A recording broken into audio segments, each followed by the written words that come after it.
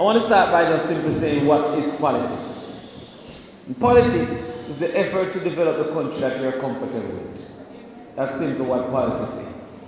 So when people say that they're not in politics, it concerns me because it means they have not identified in their own mind what type of country they're comfortable with. If we use America as an example, you will find that those who are comfortable with guns, they will support the Republican Party. And those who are uncomfortable with guns will support the Democratic Party. And those who are comfortable with abortion, they will support the Democratic Party. And those who are uncomfortable with abortion, they support the Republican Party. But generally in their minds, people have come to a conclusion what type of country I'm comfortable with, and to support the entity, the individual, the group that is closest to that country. Now, if it is that we don't accept and acknowledge that, then we will have the house that we want, but not have the nation that we want. And then when we really consider it, we can't have the house that we want because we don't have the nation that we want. So therefore, we build a house right now, I may spend $2 million on grid, because I have a thief in country.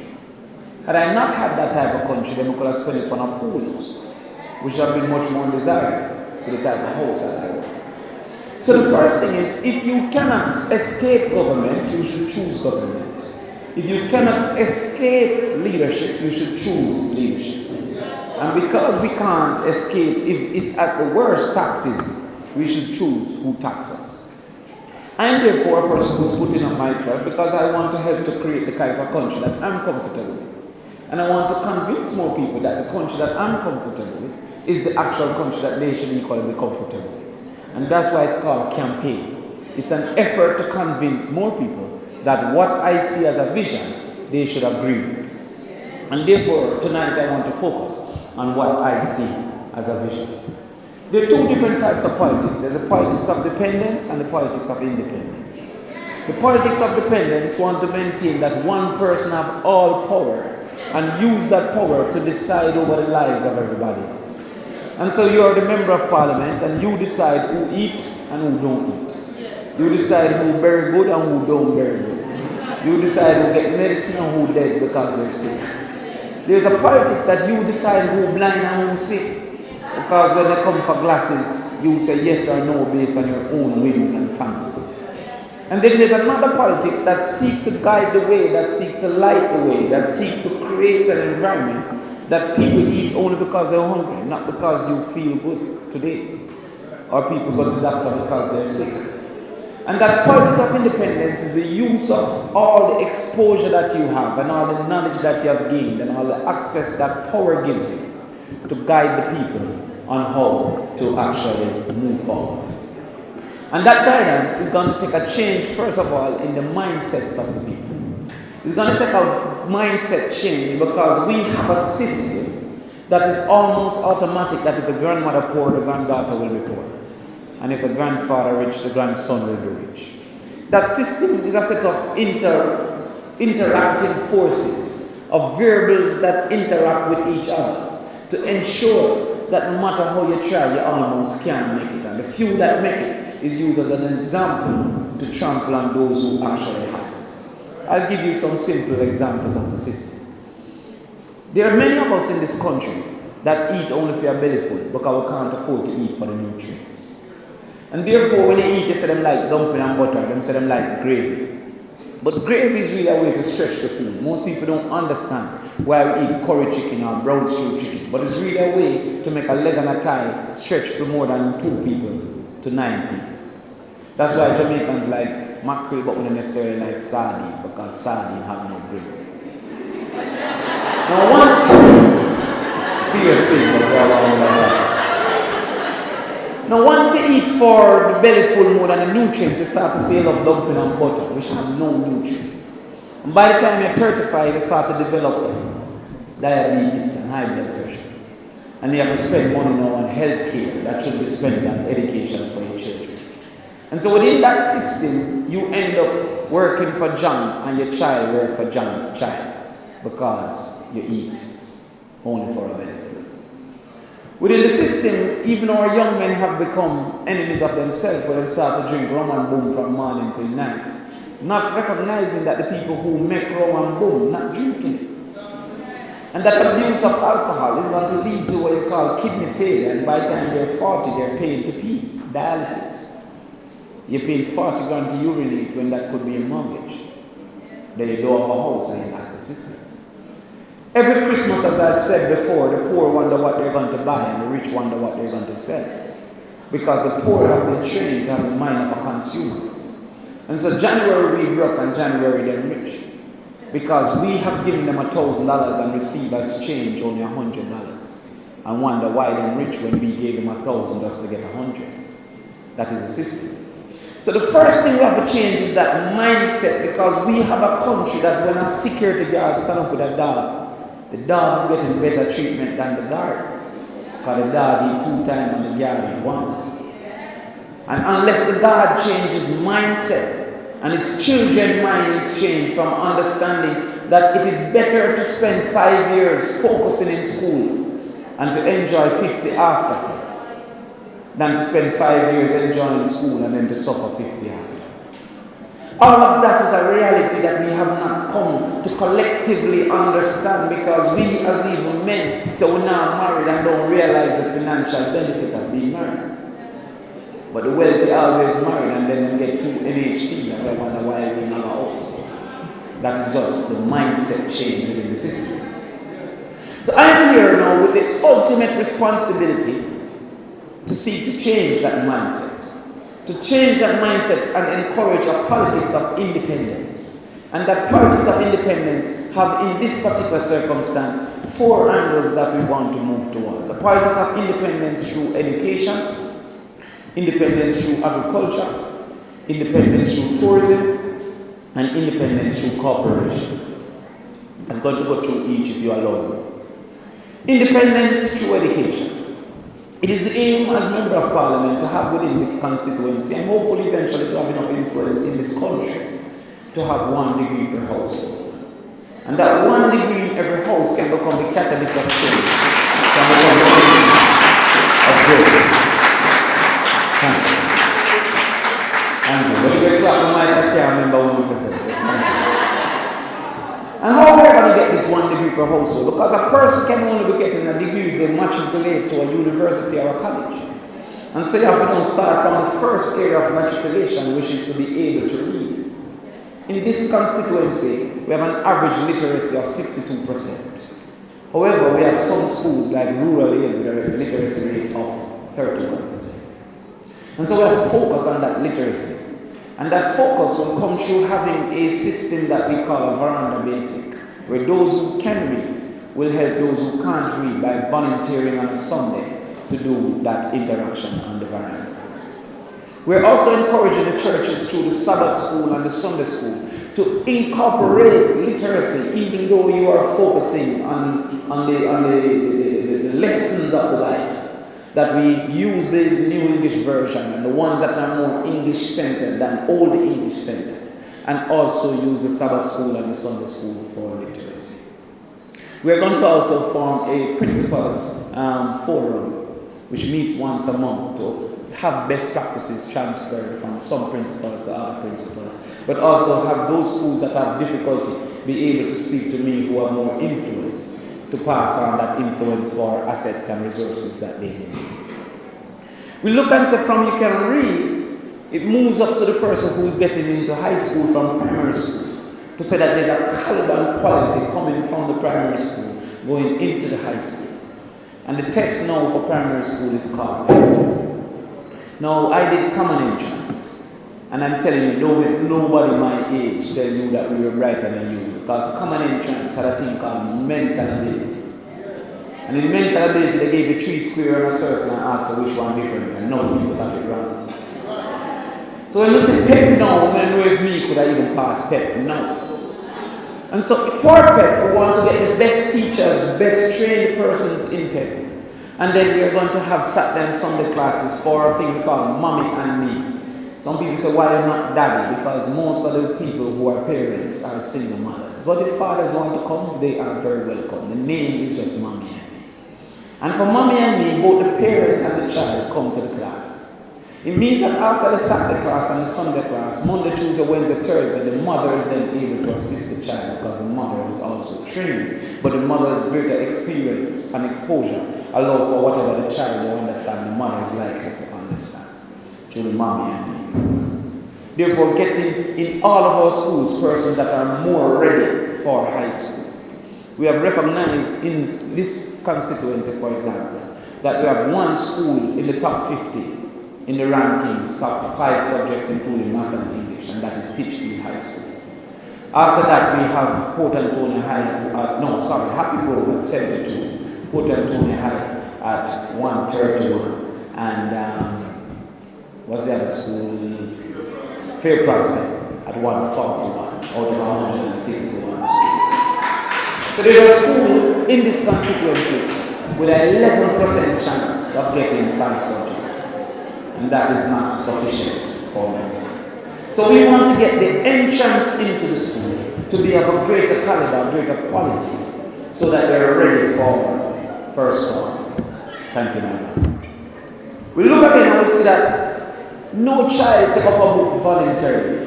I didn't. I don't know if you would take up a book voluntarily. But we used to get beaten for take up a book. One time my father beat me till I died mighty. The dog was saying this was not right.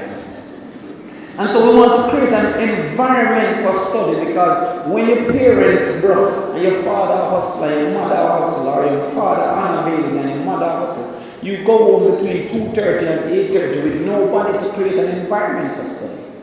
So out of our CDF funds, we want to pay the teachers a little extra to have homework centers after school.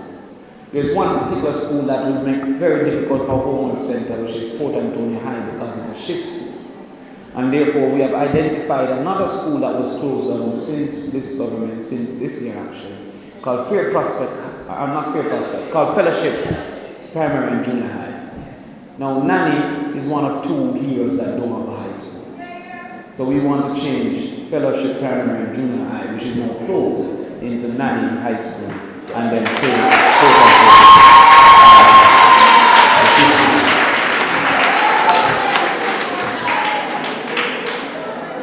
I myself, I'm a teacher. I've been teaching since 90.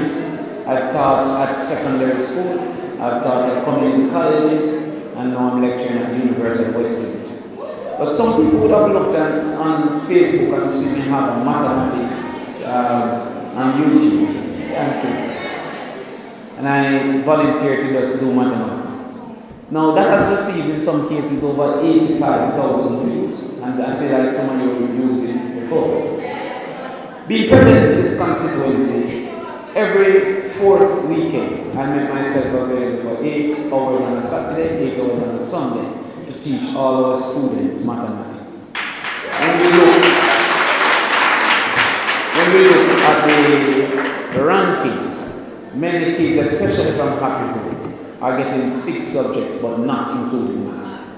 And so when the ranking come out, they're not counted because the ranking suggests it must include math and English. So we are going to now be focusing on math and equally having summer programs for mathematics with the aim to make our constituency do math in January and then all their other subjects in June. Why is this important? It is important because the way of thinking for math, which is logic, doesn't match the way of thinking for many other subjects, which is memory.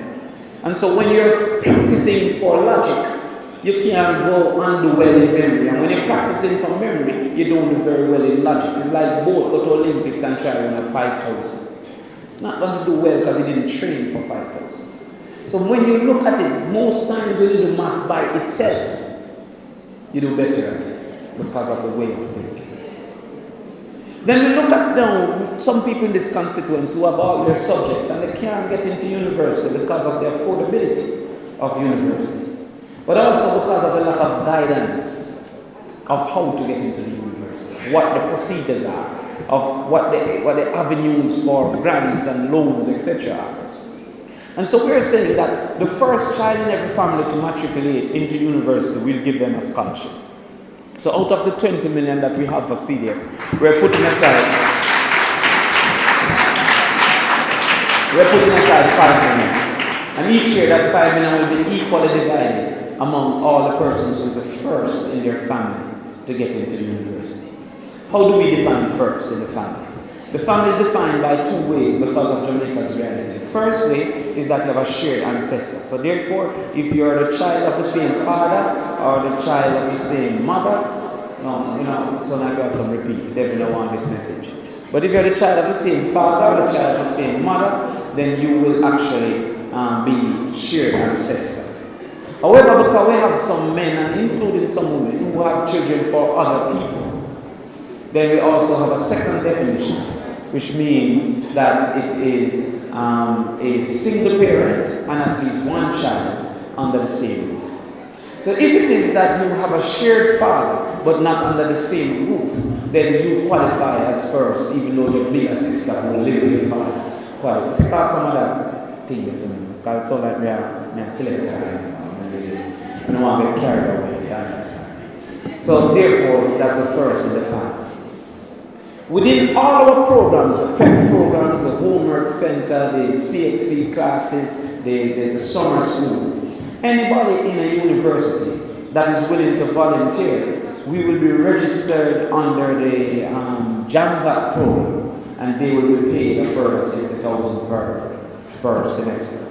So if you're a case, for example, and you say, I will help with the veranda basic, and you give us that level of hours, you will receive that payment of $60,000. If you say, I will help with the CXC months, you will receive that payment of $60,000. And hopefully it will increase this year to $80,000. But that program exists called JAMVAT, that a lot of people in Kingston get access to because of they are going to volunteer for companies. We will get our program registered, our education program. And if you help someone up, we will also help you up. That's independence through education. For independence through agriculture, again it means a change in mindset. When I just came, most of the young people say we want to work. And they don't realize that word have power. Because a word means that you're getting wages, means you work for somebody. But you really don't want to work, you want to earn. You can earn wages or you can earn profit. You don't have to earn wages. So to earn, you can also earn profit. Now when I look across the entire Jamaica, those who are wealthy own something. Those who are broke work for something. So when we check it out, the natural human resource policy is if somebody not making 7 times what you pay him, then you don't hire him. Because he is not creating enough value. So when you pay a man 100 grand, he have to make 700 grand for the company for you to pay him 100 grand.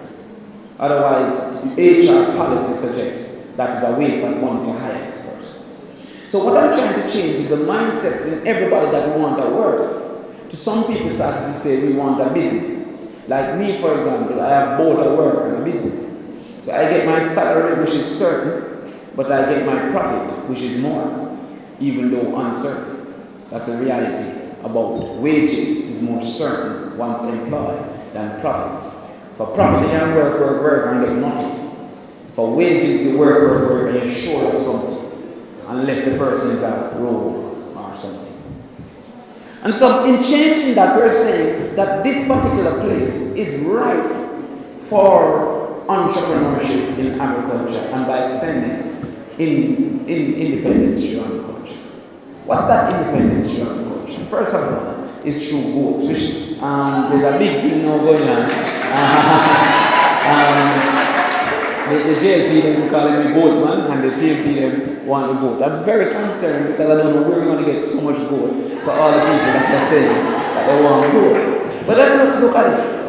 We imported $1.2 billion in mutton in 2017. And that is mutton used for the purpose of curry goat.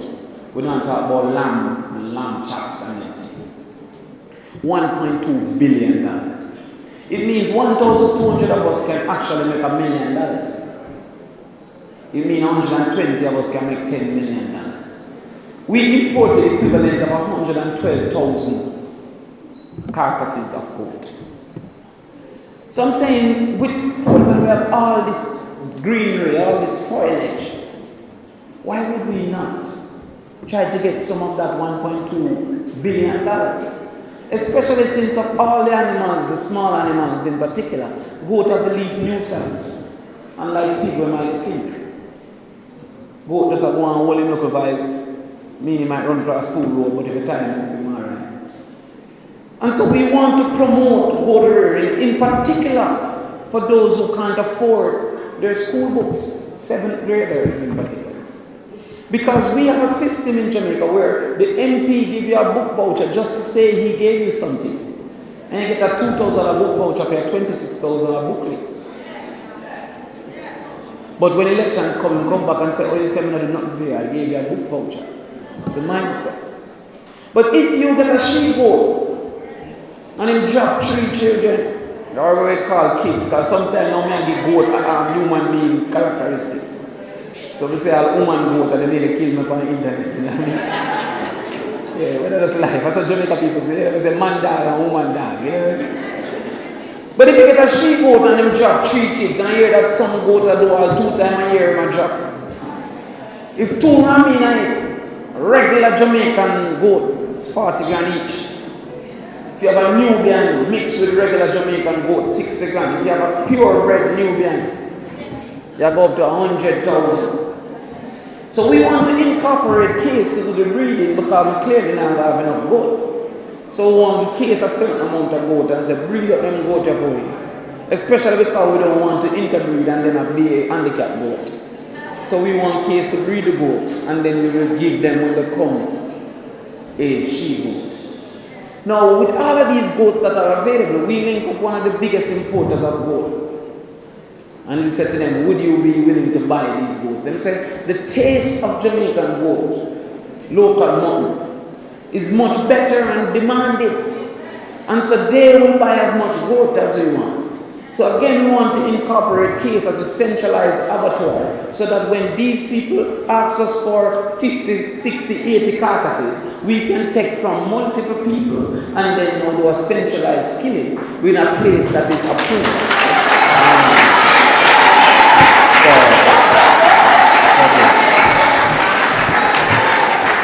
Then, we want to look at poultry. Statins suggests that East Portland is consuming 40,000 birds a week. 40,000 birds.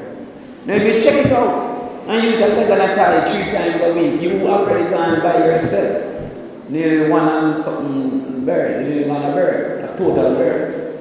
And if you do that 4 times a week, you're going a bird.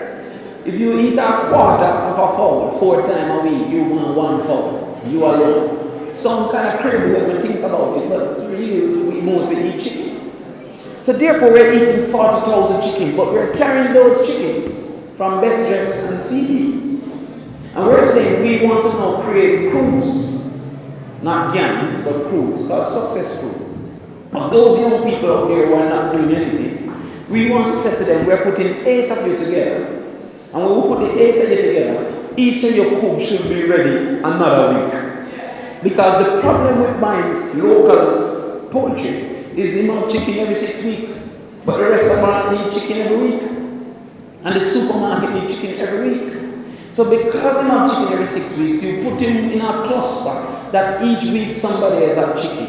Now people say, why 8 of them if you have chicken every 6 weeks? Because it takes 2 weeks to kind of fix up at the coop to get ready for the little baby chicken. Because the bacteria and diseases that the big chicken, because it looks like a come case out my family, you understand? Yeah. So the bacteria, the big chicken get immune to the little chicken and get immune to, so you have to go clean out the coop and spray it out and give that little 2 weeks. Yeah. I have to show them my pedigree, otherwise they'll treat me like a mongrel, you understand?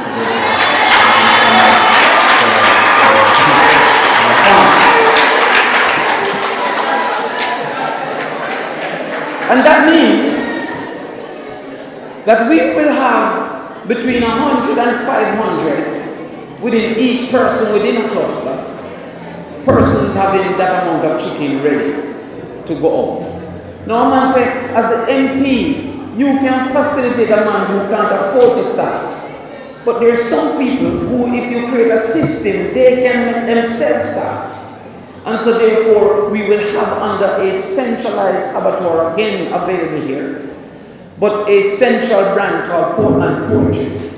that we will be selling to the poor people to have that self-sufficiency in poultry. There's another area of great importance, which is honey. Now you don't know that we don't have enough honey. Every time in Jamaica, if you make honey now, it by itself tomorrow. And Portland with all of these flowering plants and things can go on very, very good in honey. We are saying, especially to fathers, come in, we got to split your box, teach you how to do it. And I spoke to the principal today and I said to him, okay, we should be having certificate programs where a man just come in and get a certificate in poultry or a certificate in small ruminants or a certificate in... And once in getting certificate, in getting start. Actually, food for the poor is giving away bees. But nobody is thinking of it to organize it for the people here. Because they need people to clean toilets, and they need people to cut lawns, and they need people to be security guard. And if you make enough money, cleaning toilet will be your own toilet. And those who want you to clean their toilets don't want you to get those bees. We look again and we see that the Jamaica Observer wanted to reported that the government is targeting 10 million US in exports in ornamental fish. We're currently at 15,000 US. So we are up on 15,000 times 1,000 would have given 15 million. So we're almost 800 times less than what we want to get at in ornamental fish. Now, if I was running for West Kingston, I wouldn't be proposing ornamental fish because I don't have the yard space. But you can put in just a little black drum, a half a black drum. And enough of these yard space when we sit down here can hold about 110, half a drum. And even if you are at work, we see some lecturers here. While you're working, you can be doing your own business, subsidizing your income with ornamental fish. Because we are targeting 800 times where we are today. So we want to go into ornamental fish. Finally, looking at independence through agriculture is the reality that we imported in freshwater fish, in particular tilapia fish, 27 million US dollars. 27 million US dollars was imported in fish fillet, freshwater fish, in particular tilapia fish.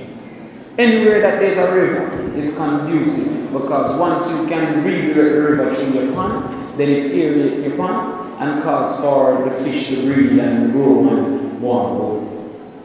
We want to do centralized fillet, but to have people put in their ponds, 2 pond, 3 pond, 4 pond, to do that level of tilapia fishing. That is independence through agriculture.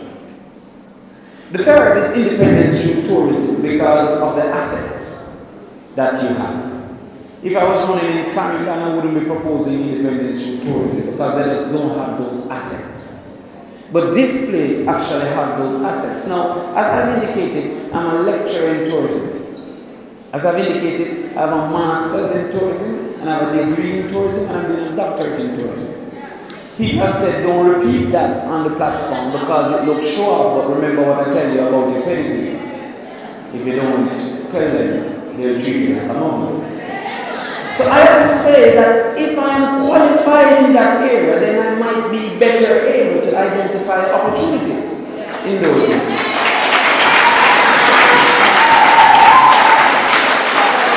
And so, I take the opportunity to give you a little understanding of what are the 2 main things necessary for tourism. And I see you know why. The first is the attractor, and the second is the attraction. The attractor is the reason why somebody comes, and the attraction is what they do while they're here. So for example, Duns River Falls is an attraction. Nobody come here for Duns River Falls. You just come and then you go to Duns River Falls. But Kilimanjaro is an attractor. People go to that country for Kilimanjaro. So when you look like Reach Falls, for example, that's an attraction. So we have to find what is the attractor. I feel that one attractor for Portland could be entertainment. people could come here for entertainment. My own analysis is that mostly European people come here at this particular point in time. And so when we look across Europe, they have entertainment festivals as large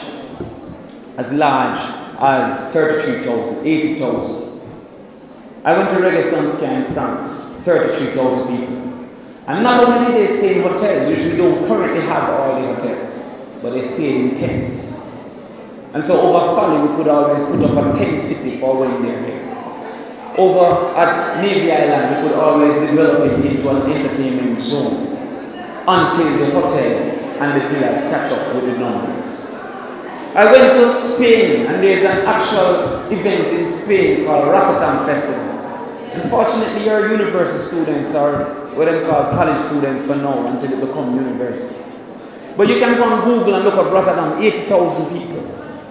If 10% of those people will follow the brand Rotterdam to come to Jamaica, then we're looking at 8,000 when Rotterdam comes. We're looking at 3,000 or 3,300 when Sunscare comes. We're looking at about 7,000 when Reggae Jam comes, which is in Belgium, or Reggae Jam, which is in Germany. So we want to go to those brands and say, carry the confidence that people have in your brand to Jamaica, but carry the authenticity of Jamaica for those brands. Now, I also lecture a little marketing, and in marketing, they say that the final thing for the consumer is the action. That's why we call it AIDA, attention, interest, desire, and action. Now, we want them to come to Jamaica, but the person who is actually going to Reggae Sunscare already is paying Jamaica attention, already have interest in Jamaica, already have the desire, and all that is left for him to visit Folly is for somebody to transform that desire into action. So when people see the carnival of growing in Jamaica, they don't know. When we went to Trinidad for brands like Tribe, to come to Jamaica so that somebody in America will book a ticket and book a hotel room because he has confidence in Tribe. When we went for Ambush, you come to Jamaica, so a man said, well, at least Ambush are nice. And then around Ambush, our Jamaican people, brands start to get their own confidence because they had that experience. And so therefore, we want to do that. We want to do gastronomy. And I use gastronomy just to sound bright, but it's really food and culinary tourism. But Boston is known for that. But there needs to be something what we need to do now, which is to get Boston certified as a UNESCO creative city. And in this case, for food. Now, I already have the experience because I am the person that got Kingston certified as a UNESCO creative city for music. So when you're certified, there's a lot of advertisement, promotion, you're listed. But more importantly, we need to get Boston protected under geographic indicator, which is something Jamaica signed on. A geographic indicator is the reason why champagne can only be made in the area called Champagne. So when we go places and we say Boston jerk, we see it all Westmoreland, which means we're losing value because we have not had the registration of Boston jerk under the geographic indicator, which means that it must be in Boston. What does that create? That creates the ability now to start with pre-seasoned meats under the brand Boston jerk. Pre-seasoned pork selling in the supermarket, Lashushans. Pre-seasoned chicken, pre-seasoned rabbit, pre-seasoned mutton. Under the brand which nobody else can use because it's protected under the geographic indicator. And then now you see factories start to come to make this pre-seasoned meat. Now as I tell people, I'm not telling them what me to do because I am an egg farmer, but I also do liquid eggs. If you're going to sell egg by itself, a case of egg is for $7,200. A case of processed egg is for $10,800. The real money is in the value added. So therefore we want to get that protection in the Boston jerk. Then we want to now say that we are already known for peace. Portland is a peaceful parish. But what go with peace? Love. Peace and love. And love is the number one reason for travel. Romance, marriage, honeymoon. So if we're already branded for peace, and this is now in marketing, you call it positioning. Because when they're at university, you have to teach. when election time would be, but university. Positioning is the place the product hold in the mind of the consumer. So when I say to you Gatorade is an after sport drink, once you do an activity, by the condition you want Gatorade. But when you're eating your dinner, you don't want Gatorade. Because it's not in that place in your mind.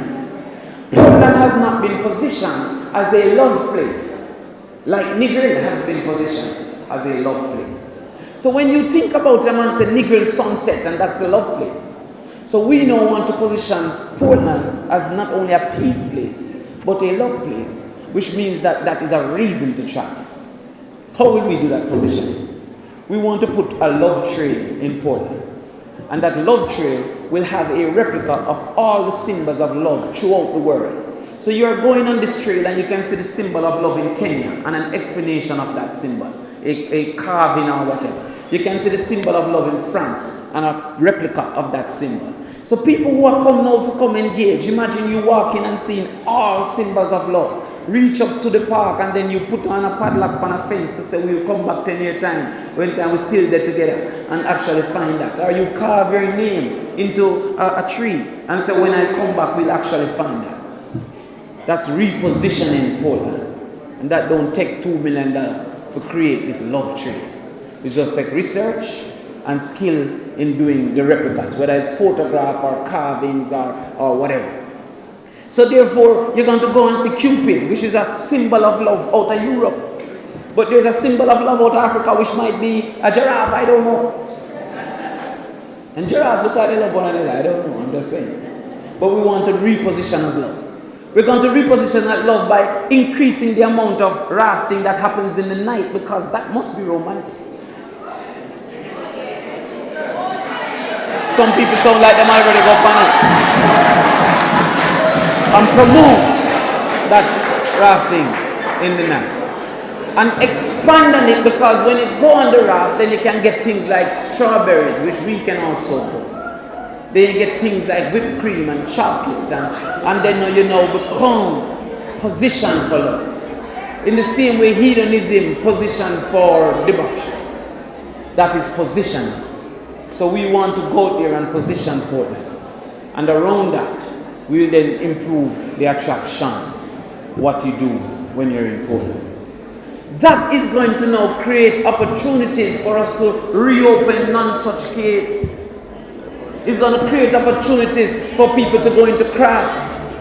It's going to create opportunities for photographers to now get work. It's going to create opportunities for hotels to find interest in coming to Portland. Finally, we want independence through cooperation. My father told me as a child, if you don't have money, have friend. Enough people don't understand what that means. The man with money can buy a tractor and therefore don't need nobody to help him clear him land. The man without money need 10 men to come check him to help him clear him. The man with money can get premix truck and just do him roof. The man without money must just cook a pot and get 40 men to help him do him roof. And so we need that cooperation because we don't have a lot of money. The first thing we're setting up is the East Portland Foundation. And the East Portland Foundation, it will have $20 million available to it, not to use for the foundation. But if you write a grant for your community, you receive 10% of the value of the grant. So if you have a basic school that want to fix up in your community, you write a grant and get the money of 20 million to fix up the basic school. You're then paid 2 million from the money that we have. If you see some women and you write a grant for women development and women empowerment into bees or goat or breadfruit, and you get 10 million, you're paying you 1 million. So that is simultaneously working for your community and working for yourself. And that exponentially increases the 20 million from money available to the foundation, because that 20 million will pay you, all of us, to put our energies to get 200 million. And that 200 million will transform many of our communities. If you go home tonight and look on Google, grants available for Jamaica, almost $600 billion that we can qualify for. You with your local knowledge and your understanding, you with computer and internet, You can just go study how to actually write for a grant application. Write a grant application through the East Portland Foundation. Fix up some place in your community where need fix up. And then still get paid for that. That's working for yourself. The second thing we're setting up is the East Portland Volunteers Association. And that's because you need to organize volunteerism, in particular, for example, that our schools, in particular our high schools, have 2 guidance counselors to 1,000 children. And our primary schools have no guidance counselor. So under this volunteer association, a person can say, I want to be a mentor. And he not go find a mentee himself. He not go to the school himself, but the volunteer association go to the school, get the knowledge of those who need mentorship, and pair with the mentor those who want, for example, the same career as the person. So if a youth say, I want to be a politician, you pair me with him. But if you want to be a doctor, there are other people who volunteer as a doctor, and they be paired. That is how the volunteer association will work. For people who want to do veranda basic, him cannot find the child that need help. But if we can find the children through the schools, then him now just sending the name to the volunteer association, and then we use geographic indicators and say, yo, him live near you, pair him with you. They use GIS systems. So when I hear them talk about technology, there's a lack of understanding of what is technology, because we think only phone is technology. Technology is simply a better way of doing things. So therefore, phone is communication technology, a better way to communicate. Internet is information technology, a better way to find information. Anytime you find a better way of doing things, that is technology. So when a man says, no, we don't want farming, we want technology, there is technology in farming, there are better ways of doing farming. But through them not come to classes, they're not really learning. You have to understand these things. The third thing we're setting up is the East Portland Development Company. And all the centralized buying, all the centralized organizing goes through this company. Because there will be some people who don't want to participate with me simply because he's a laborite. There will be some people that afraid a politician call them thief. There will be some people who just don't want to risk it because they don't trust the expertise available to me. So we're going to get some of our astute Portlanders to form a company, a board, for the East Portland Development Company. We're going to hire some skill sets to do the marketing and the accounting, etc. And eventually we're going to list it on the stock market so East Portland people can then invest into the development company. And even if you now grow goat, you can benefit from the goat killing. Even if you now grow fowl, you can benefit from the fowl killing. The final level of corporation, independence through corporation, is the East Portland Oversight Committee. Wherever there is a secret, there is something going wrong. There is nothing good that needs to be a secret. And so, with the 20 million that I have final say because I face the people. But we want some pastors' fraternity to send a rep. We want the principals' fraternity to send a rep. We want communities to send a rep. And have about 12 people who can be the oversight for how the money is spent. So when a man come and say, yo, how the road there no fixed, he can look and say it's 35 million for it. So that road was fixed because it has 7 million and I have 7 million. When a man say, yo, why not go to that? Why not go to bushing? You know how much money politicians use from bushing through bushing can make enough people vote for you. Christmas bushing. No, in a Portland, you know, because of rain and things, sometimes bush touch bush and you can't drive past. There's a need for bushing. But then there's another time where there's just a want for bushing. And the oversight committee says, so what about the veranda basic? Why not spend some more money on that? Or what about the school feeding program? Or why not put some more money in a bees? Why you putting 13 million of your 20 million into bushing instead of 7 million of it into bushing? And why when we think that we could have bushed that for $10, you are bush it for $130? That's the oversight committee. Now, as I said, me have the final say. But then you will have knowledge. So if a man can come and say, listen, waste the money, you can decide how you vote based on that. But he can't tell me what to do because he never faced the people. And that's anti-democratic if he don't face people and then make decisions. But he have oversight on the decision. So when we say to you that there are some other people that have been here for 16 years and don't have a plan.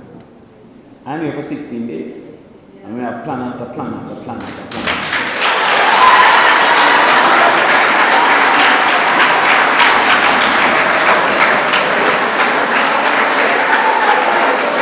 And that comes from having genuine concern for people. Enough night before me drop asleep, I'm thinking, how can I improve Jamaica and create a country that I'm comfortable with? And in this case, I'm thinking, how can I improve Portland and create a constituency that I'm comfortable with? So the PNP is committed that if we're in power again, which we think we will be, I've never seen a set of people thief them way out of government. But if we should be in power again, case will be a university.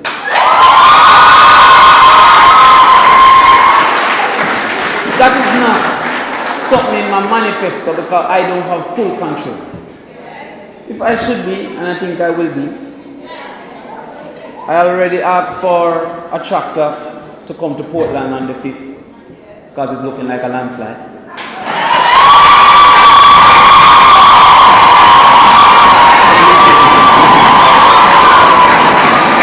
So I don't need to clean up. I need to clean up the landslide. But I will fight for your comfort, including road. I'll fight for your comfort, including water. But that's not on my manifesto because I don't have full control over it. All the things that I've said to you is on my manifesto because I have full control over it. Because I have full control over it. And the good thing about these things, you cannot kill an idea. Even if I'm not here, you can put in your vote because you know 1,200 million. Even if I'm not here, you can be a volunteer association, you can be a veranda basic. What I've done in this campaign is to give you a change in your mindset that something different is possible for you. And even if I don't win, you don't have to lose because an idea is not. Thank you very much.